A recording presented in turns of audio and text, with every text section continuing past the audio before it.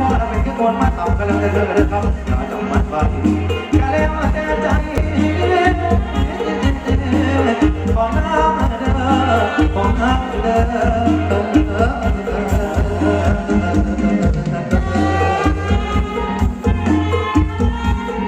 แล้วแต่ใจของน้ำเด้อของน้ำเด้อครับ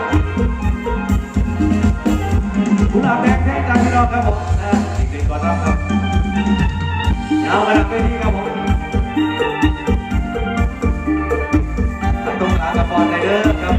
ลงบอลทำไมครับ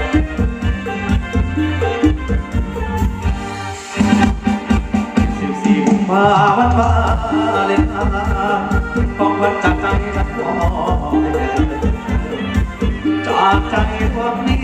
ที่มันละเมอคิดถึงเธอไม่มีวันกุหลาบสีแดงที่มอบแด่คุณเพื่อเป็นไอบุญเราฝากไปกระซิบหัวใจแค่เบาๆ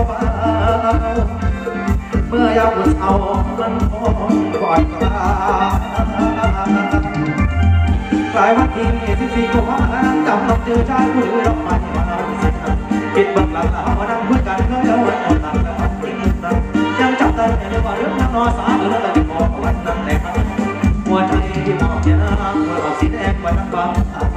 เราเจ็บของพี่สบายเราเจ็บของพี่สบายที่เป็นกระต่ายไม้จันก็ยอม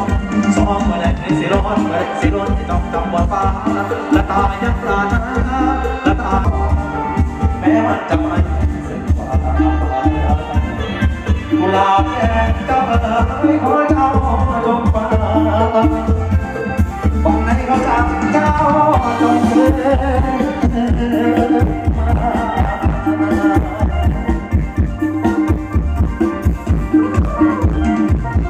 ขึ้นมาก่อนสักมันก่อนขึ้นมาก่อนสักมันก่อนเป็นเราให้เธอต้องอย่าโอ้ยพ่อของมันทรงเดินขึ้นพ่อแล้วมันทรงเดินขึ้นอย่ามาก่อน